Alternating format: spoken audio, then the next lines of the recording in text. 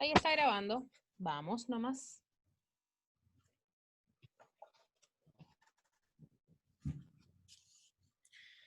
¿Arranco? Sí, ¿O sí, esperamos? vamos. Vamos, bueno.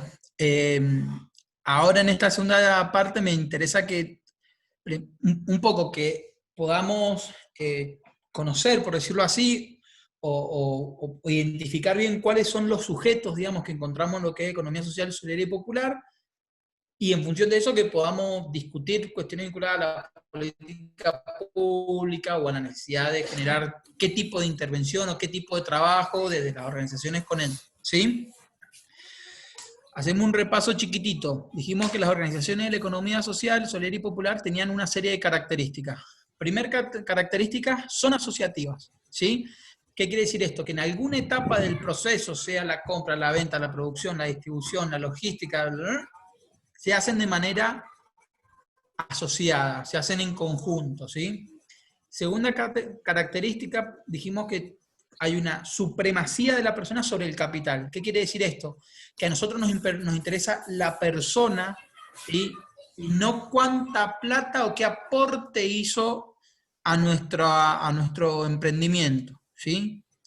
Eso nos da la tercera característica, que es desarrollar estrategias democráticas para la toma de decisiones. Básicamente, ¿qué quiere decir esto? Una persona, un voto, ¿sí?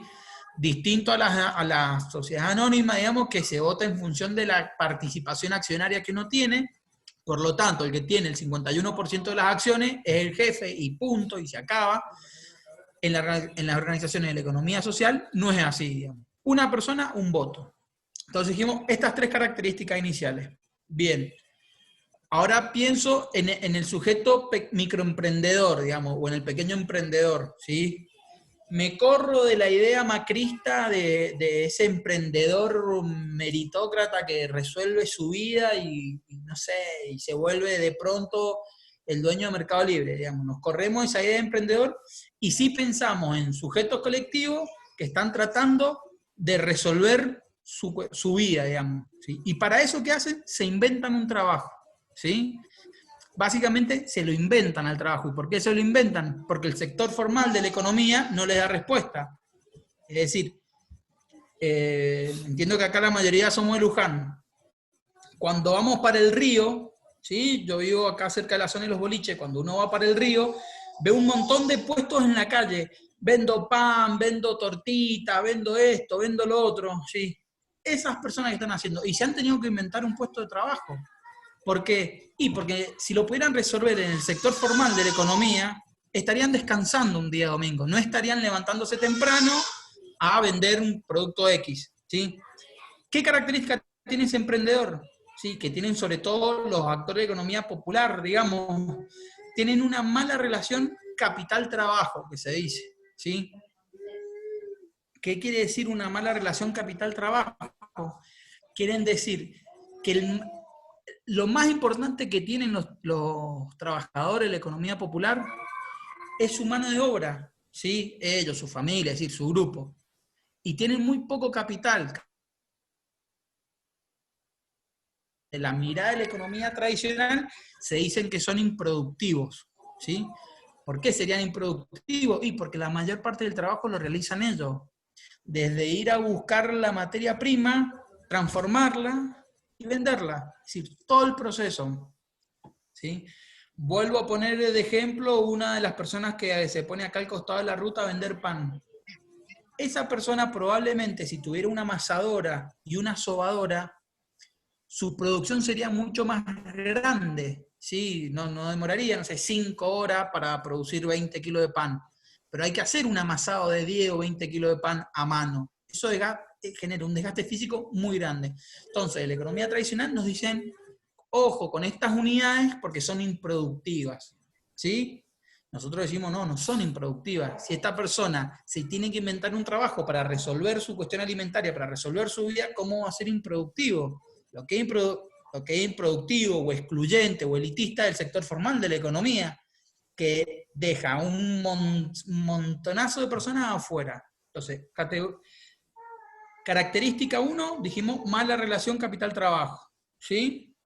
Otra de las características de la economía popular, me voy a poner medio técnico con esto, digamos que son trabajos que no están inscriptos en la trama fiscal, voy a decirlo así. ¿Qué quiere decir esto? Están por fuera del sistema, no están institucionalizados, ¿sí? Esto que a priori parece una cuestión de formas, que es hacete monotributista, hablando así, mal y pronto, o si quieren vender, pongan... Sigo con este ejemplo de la persona que vende pan al costado en la ruta. Si esa persona se tiene que poner una panadería, tiene una cantidad de costos de generar permiso de elaboración, que le miren el lugar, que tenga una cocina aparte de su casa, una cantidad de costos que no le permitirían funcionar, ¿sí? Entonces esto que a priori parece una cuestión de forma, una cuestión sencilla, que es vos encuadrate en una de estas formas, en realidad es una cuestión de contenido. ¿Qué quiere decir esto? Que las formas que hay para que un trabajador informal pueda pasar a la economía formal, lo dejan afuera necesariamente, no le permiten jugar, no le permiten participar. Entonces lo que necesitamos son formas nuevas. Otra de las características que tienen muchos de los sujetos, digamos, de la economía popular, es que son trabajos que no son reconocidos socialmente, ¿sí? Ejemplo, cuando se va de viaje, por decirlo así, podés comprar un recuerdo de una tienda de productos regionales que te sale 100 pesos y tal vez el mismo producto que lo hace el mismo artesano, pero que lo vende en una plaza o en una peatonal con una manta, se paga más barato. ¿Y eso por qué es?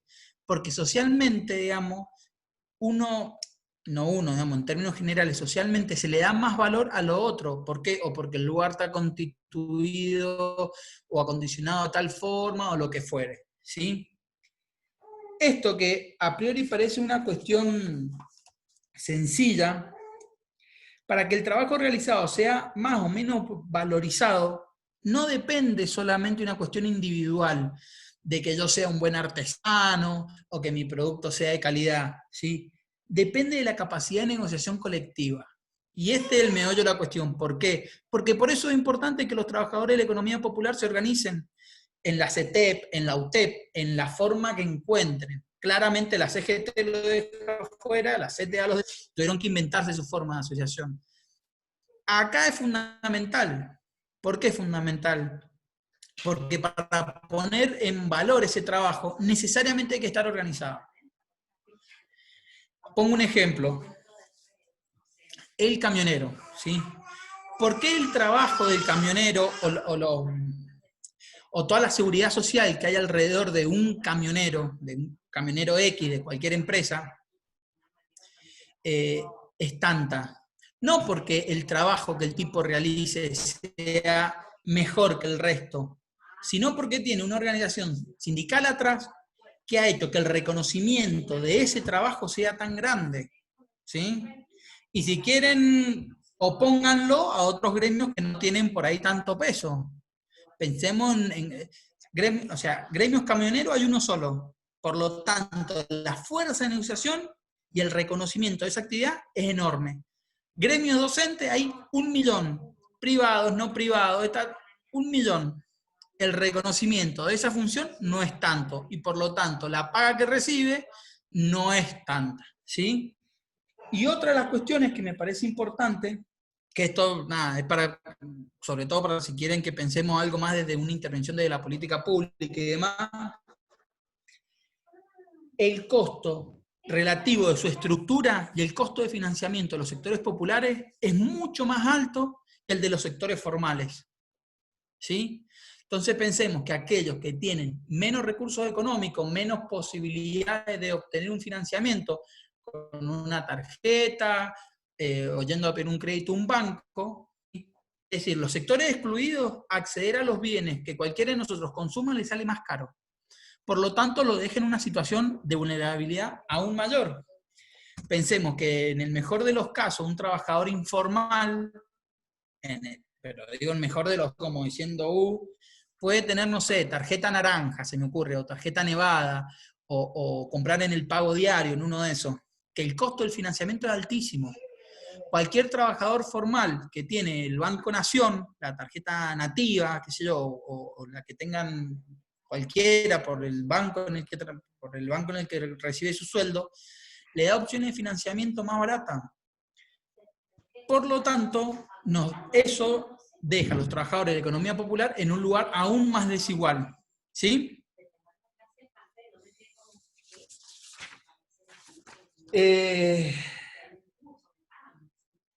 Otra de las, bueno, con eso tiene que ver qué cosa, la imposibilidad que tienen los actores de la economía popular de comprar más barato, comprar a escala sería.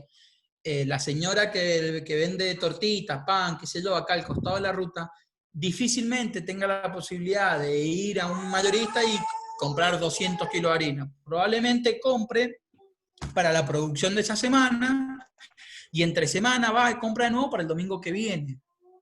¿Sí? Eso hace que los costos de producción sean más altos, lo que también nuevamente la deja en un lugar incómodo, en un lugar de vulnerabilidad. ¿Sí? Bien, bien, bien, bien. Ahí caracterizamos el sector. Así muy a ojo de buen cubero hemos caracterizado el sector de la economía popular, digamos, que es el que está hoy en boca de todos, digamos. Vuelvo al primer punto que me parece que es, no sé si es el más importante, pero me parece que sí es un punto importante de destacar, este punto de la posibilidad de valorizar el trabajo depende de la capacidad de negociación colectiva, me parece que es central. Y es central, por un lado, para generar reconocimiento de la actividad, y por otro lado, es central para romper con algunas lógicas anteriores, ¿sí? Me refiero a lo siguiente. Una cosa es que pensemos una persona que anda con problema de dinero, que va y que solicita algún tipo de asistencia al Estado como beneficiario de un plan social, que básicamente lo deja en un lugar secundario, en un lugar de asistencia, en un lugar de sujeto pasivo. Y otra cosa muy distinta es que pensemos en una persona que está organizada en un comedor, una cooperativa, un grupo asociativo, lo que fuere, que recibe un salario social complementario. ¿Sí? Porque el hecho que la persona reciba un salario social complementario invierte la lógica. Es decir, esta persona ya deja de estar en un lugar secundario. ¿Por qué? Porque lo que está haciendo está trabajando. Y estar trabajando hace que tengas una serie de derechos, independientemente si el trabajo que realizas es formal o no formal. Y generalmente, digamos, las personas que reciben salario social complementario o que están vinculadas a la economía popular, realizan tareas que en la mayoría de los casos debería brindar el Estado.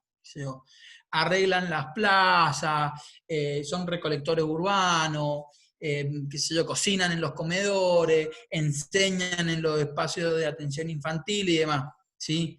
Entonces, reconocer a ese sujeto como trabajador lo pone en un lugar activo frente al Estado, es decir, lo hace propietario de derechos que tiene que cumplir el Estado, ¿sí? Por lo tanto, para poderle reclamar con relativo peso, necesitamos volver a esta primer parte de la organización, ¿sí? De cómo hacemos para organizar este sector de la sociedad que es enorme y que después de esta pandemia, COVID, aislamiento y demás, va a ser más grande, ¿sí? Porque cada vez hay más personas que están viendo cómo hacen para inventarse un puesto de trabajo, de qué manera resuelven su cuestión alimenticia o su cuestión familiar, ¿sí?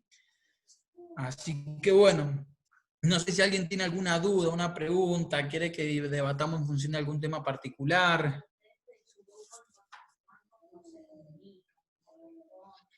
Pepe, ¿podrías explicar lo del salario complementario? Bueno. Ahí la idea es la siguiente. Durante muchos años, habría que hacer un repaso por la política social argentina, digamos, a ver, lo hago rapidísimo. Alfonsín Cajapán, digamos, primera vez en la historia que se reconoce que en la Argentina hay gente que se muere de hambre, digamos, porque en la Argentina hay hambre. ¿sí? En términos masivos, no en términos de un pequeño grupo, no, en el nivel nacional, ¿sí? Jefe y jefa de hogar, programa jefe y jefa de hogar, básicamente reconoce que en Argentina hay un problema de trabajo y que hay un montón de personas que lo están realizando, ¿sí? Ese programa va mutando, al manos a la obra, bueno, no importa. Después, asignación universal. Ese programa reconoce que en Argentina hay niños de primera y niños de segunda, voy a decirlo así. Niños de primera, los que tienen padres que trabajan en blanco y que por lo tanto reciben un tipo de salario familiar. Y hay un montón de niños que sus padres también trabajan, pero no tienen ese derecho. Entonces, asignación universal por hijo. ¡Pum! Reconocimiento de derecho para todos los niños. No importa si tu papá trabaja de manera formal o informal. Y ahora tenemos algo que a mí me parece muy importante, digamos, de la ley de emergencia para acá, digamos que un triunfo sobre todo de las organizaciones frente al macrismo, de decirle, esto ya no, nosotros ya no somos beneficiarios, que dependemos de ustedes, que te vamos a ir a hacer una marcha para pedirte 500 planes. Nosotros somos trabajadores y estamos cumpliendo una tarea, una labor que es responsabilidad tuya. El Estado históricamente ha mirado para el costado, con los que en los barrios cuidan a la gente, con los que le dan de comer, con los que limpian sus plazas y demás. Entonces hoy la idea del plan social se reconvierte y se piensa en un salario social complementario, ¿sí? De hecho, se trata de transformar todo lo que son, lo que eran las cooperativas de trabajo, o ellas hacen otros programas, se tratan de trasladar a esa política. ¿Por qué? Porque se lo pone el sujeto en otro lugar. Es decir, la CETEP y la UTEP lo que hicieron fue cambiar la lógica de pensarse a aquellas personas que están en este tipo, o que estaban en este tipo de programas, y le dicen al Estado, pará, vos tenés una deuda con nosotros. ¿Por qué tenés una deuda con nosotros? Porque nosotros estamos trabajando para vos. Nosotros estamos trabajando primero. ¿Y para quién? Y para vos. ¿Por qué? Y porque hacemos esta tarea, esta tarea, esta tarea. Entonces, ese estar trabajando necesariamente tiene que venir acompañado de los derechos que tenemos cualquier otro trabajador formal. Obra social, jubilación, como básico. ¿Sí? Y si nos ponemos a pensar que hay un cerca de un 40% de la economía que es informal, habrá que ver qué número nos queda después de la pandemia, pero más o menos un 40% de la economía es informal, eso hace que sea una masa monstruosa de personas. Es decir, si se logra encauzar eso, va a ser el gremio más grande de la Argentina, pero por goleada va a ser el gremio más grande de la Argentina. Por lo tanto, la posibilidad de obtener un reconocimiento, no solamente en términos salariales o en términos de derechos, sino un reconocimiento de su propia actividad, de poner en valor su trabajo, lo que va a hacer que su trabajo sea reconocido social, en términos sociales y en términos económicos, es mucho más grande. Por eso es importante pensarlo esto como un avance en términos del, no, ya no de la política social, sino como un reconocimiento de un sector que históricamente ha estado sin reconocerse, ¿sí? Que es algo que es un poco que lo voy a relacionar con algo que dije recién, con esto se acuerdan cuando dije las formas en las que nos piden que se formalicen los que son informales no existen. ¿Por qué? Porque la excluyen a la gente. Entonces, ¿qué había que pensar? Y hay que pensar una forma nueva. ¿Y quién tiene que pensar esa forma nueva? La tiene que pensar el ministro, no sé qué. Y no, seguramente los que tengan la respuesta son los que están ahí. Entonces, esta idea de la UTEP o de la CETEP, de reconocerse como trabajadores, de pensar en su propia obra social, de pensar cuáles van a ser sus derechos, digamos, el reconocimiento de su trabajo y demás, es genial, digamos, eso es como bastante novedoso en términos de política en Argentina. No sé si se entendió. Sí. Sí, sí, sí. No sé si tienen alguna otra duda, otra pregunta. Pepe, yo tengo una pregunta para hacerte. Decime. En verdad son dos preguntas. Bien. Quería saber cuál era tu visión en la actualidad, digamos, ahora de la extensión de la cuarentena, y si ustedes, y aparte de eso, si ustedes de la facultad han presentado algún protocolo o proyecto o algo, digamos, para incentivar que mejore la economía de las personas que no están registradas. No sé si se entendieron mis preguntas. Sí. La primera, mi mirada en función de esto de la cuarentena y demás, che, yo les cuento así al pie, yo soy trabajador social y trabajo en una dirección de acceso a la justicia, de la justicia federal. Así que esta cuarentena he trabajado, no todos los días, pero varios días yendo a distintos lugares más. Y el panorama que yo veo no es muy alentador. No es muy alentador, pero me parece que esto está bueno para que discutirlo en términos políticos. Yo creo que hay una enorme ayuda del Estado, enorme, un esfuerzo fiscal por parte del gobierno altísimo, pero que no alcanza. Es decir, nosotros teníamos un montón de personas que antes de la pandemia tenían un trabajo, changa, recolección, lo que fuera, pero tenían un trabajo y recibían una ayuda del Estado. Y así todos eran pobres, o apenas cruzaban la línea de pobreza. Hoy tenemos esas mismas personas que reciben mucha más ayuda del Estado, pero que no tienen su ingreso principal, que era su trabajo. Por lo tanto, ya son más pobres que antes. ¿Sí? Y tenemos un montón de otras personas que, vieron que en Argentina todos somos clase media, digamos, que no se reconocían como clase media laburante ahí, que la peleaba, y hoy, digamos, 70 y pico días después, a mí me contaba hace poco un compañero, me dice, Pepe, tenemos gente que viene a buscar comida al comedor con tupper, o sea, con tupper nuevos, digamos, o con ollas Essen, me decía. Esa persona hace 5 meses atrás ni se imaginaba que un día iba a tener que darle de comer a sus hijos así. Y eso a mí me genera mucho temor, digamos. Temor en términos sociales, digamos, porque esos son los vecinos nuestros, los amigos nuestros, los familiares de algún amigo, qué sé yo, que ha perdido el laburo, que tenía un laburito más o menos y que se le pinchó de todo. Esto a mí me genera, y me parece que a todos nos hizo ver algo, que un poco Alberto lo viene diciendo y demás, es que solo con el Estado no alcanza. Acá se trabaja y acá ¿quién resuelve los problemas? Y la comunidad organizada. Es decir, las organizaciones libres del pueblo, las organizaciones barriales, populares, políticas, pongámosle el nombre que se nos ocurra. Ellos son los que están haciendo hoy la tarea de contención, ¿eh? La comunidad organizada, a través de sus distintas manifestaciones, son los que están haciendo hoy que esto no explote, que esto no se desmadre, ¿sí? Y la segunda pregunta, Juanpi. Sí, la facultad ha acercado una serie de ideas, de hecho se hizo un censo gigantesco para aportar, se lanzó una línea de financiamiento para ideas, para aportar ideas y demás, pero la verdad no tengo idea con qué éxito ha sido eso. Ahora se estaba discutiendo en Mendoza hace poco la posibilidad de ampliar el IFE a aquellas personas que son migrantes o que tienen residencia precaria, que son muchas de las personas que uno ve en la calle vendiendo y demás, que como no tienen documento argentino no podían tramitar. La idea era ampliar un poco la cobertura hacia esos grupos, que están, digamos, muy mal, digamos, igual que un montón de otros compatriotas. No sé, otra duda, consulta. Sí, yo tengo una pregunta. ¿Se escucha? Sí, pasa que tengo una bebé ¿Sí? chiquita y Sí, está sí. hablando ahora, sí. Ah, ok. Respecto al tema de, por ejemplo, la venta de alimentos, ¿quién es el encargado de controlar la calidad de los productos? O sea, si están en condiciones o respecto al tema de la calidad de los productos. Sí, eso, mirá, La sanidad necesitas sería. una serie, exacto, necesitas o sea, pensemos en términos reales, o en términos de economía de mercado.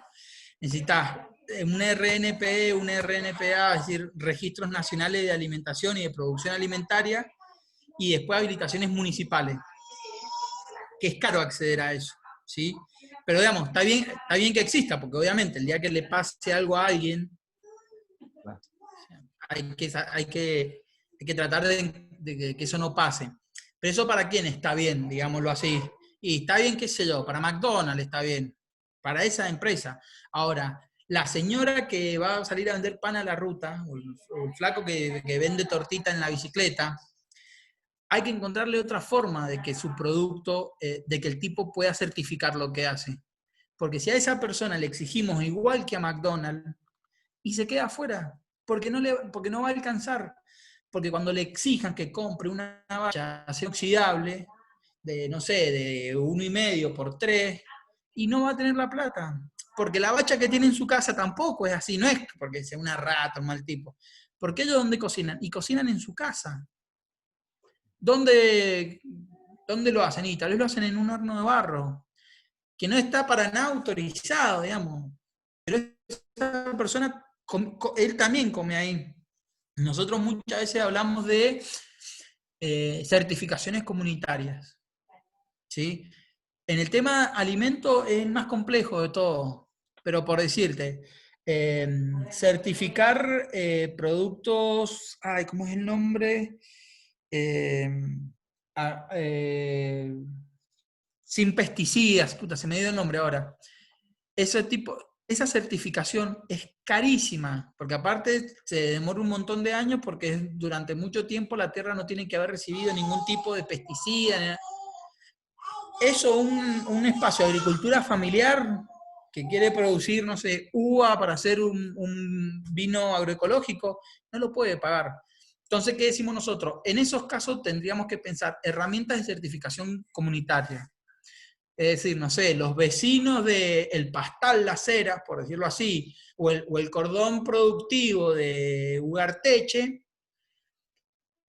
certifica que de esta zona a esta zona, todas estas hectáreas, no hay ningún tipo de contaminación, no se le agrega ningún químico, y de esa forma poderlo certificar. Porque insisto en esto, si nosotros tratamos de a estos pequeños actores incorporarlo en la lógica tradicional, lo dejamos afuera. No sé si se entendió. Claro.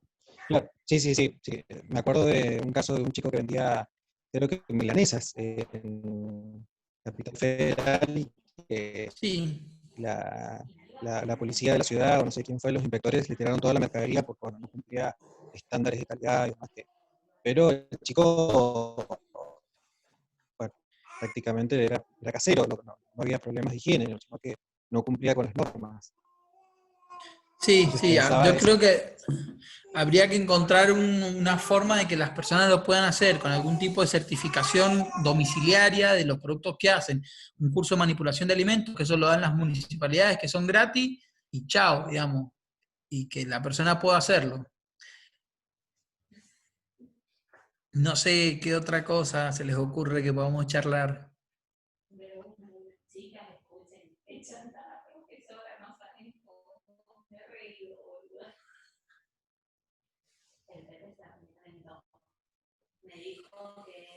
Jefe, no sé si nos querés contar un poco de las cooperativas y la TR. Bien, bien, bien. Bueno, el caso de la TR es un caso recontra particular ahora porque es una empresa recuperada. ¿Qué características tienen las empresas recuperadas?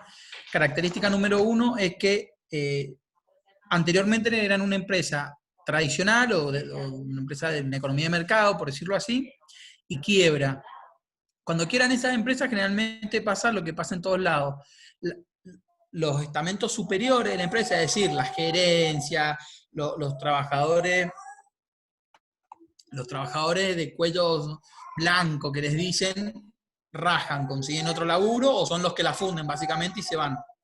Entonces, ¿quiénes quedan? Los trabajadores de línea, ¿sí? Y tienen no solamente que seguir produciendo, primero tienen que resistir, bancarse la policía y demás, y después tienen que seguir produciendo y hacerse cargo de esas otras actividades que ellos anteriormente no hacían. Bueno, hoy la TR tiene un proceso judicial que es bastante largo, que la TR básicamente está bancando por la enorme organización comunitaria que hay ahí, porque están empezando a producir. Pero bueno, la TR es lo que se conoce como una cooperativa de trabajo. ¿Sí? Todas las empresas recuperadas se transforman en cooperativas de trabajo. Característica principal de la cooperativa de trabajo, que la gente trabaje. ¿Sí? Las cooperativas de trabajo no buscan ganar plata, no buscan más allá que puedan ahorrar para hacer algún tipo de inversión y demás. No buscan, o sea, no persiguen el lucro, como si lo hace una empresa del mercado. ¿Sí? Lo que buscan las cooperativas de trabajo es que las personas, todos los asociados que tengan y más, obviamente, puedan tener trabajo, puedan generar un ingreso para su familia. Y bueno, actualmente en la TR se están desarrollando una serie de proyectos y actividades de todo, digamos. Ahora han lanzado una línea de productos nuevos que son como productos precocidos, esos que uno los llega a su casa y le da una cocción corta y ya tiene, no sé, un arroz con verduras y una comida elaborada. Y a su vez hay una serie de proyectos vinculados a desarrollar ahí un espacio que eso tiene que ver con la Ley Provincial de Economía Social, un espacio de producción y consumo que se llaman, es decir, que sea como un centro logístico, por decirlo así. Es decir, un espacio donde todas las organizaciones vinculadas a la economía social puedan encontrar ahí un centro de acopio que les permita vender sus productos después a otros lados y incluso muchas de ellas puedan ir a producir a ese lugar. No sé, algo más, no sé si se entendió eso.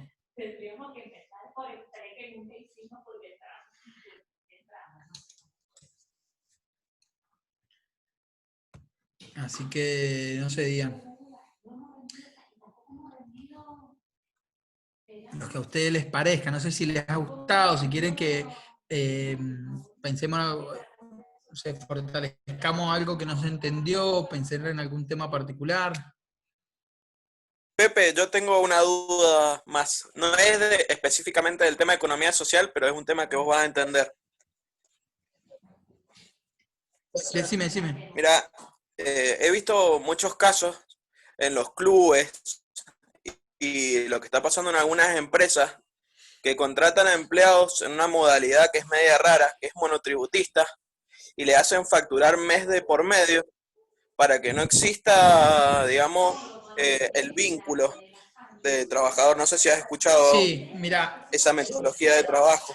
¿Cómo se puede, digamos, hacer para que las empresas, los clubes de fútbol, bueno, hay varias partes vinculadas, digamos, empiecen a reconocer a los trabajadores de una manera directa, digamos?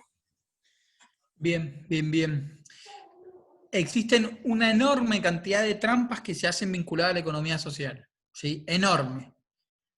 Sin ir más lejos, pensemos en algunas cooperativas o empresas que se dicen cooperativas que tienen un dueño que no funcionan como tal. Nosotros siempre ponemos de ejemplo Cooperativa Eléctrica de Godoy Cruz. Sí, básicamente es lo mismo que DEMSA.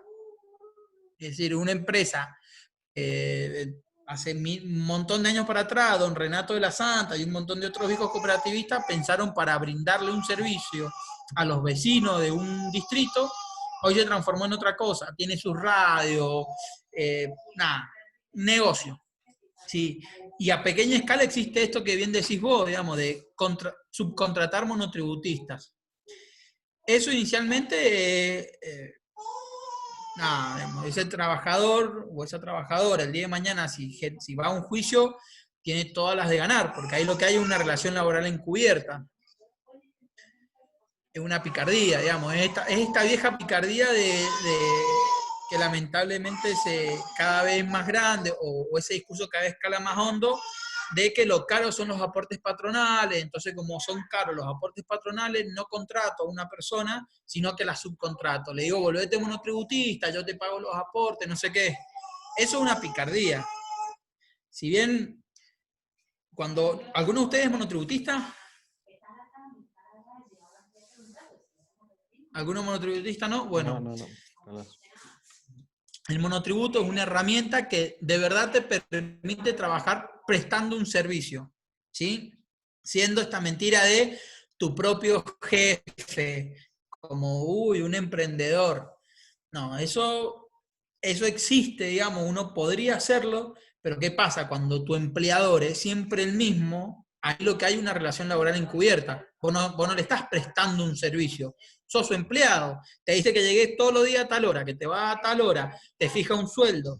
Vos sos su empleado, vos no le prestás un servicio, no sos un freelancer, como se le dice. Prestás un servicio, no le prestás un servicio, vos sos su empleado. Eso es delictivo, digamos, eso es una ilegalidad. Si ese trabajador puede el día de mañana iniciar una demanda y pedir que le reconozcan todos los derechos que le fueron vulnerados. Y ese juicio, los juicios laborales, los trabajadores tienen las de ganar.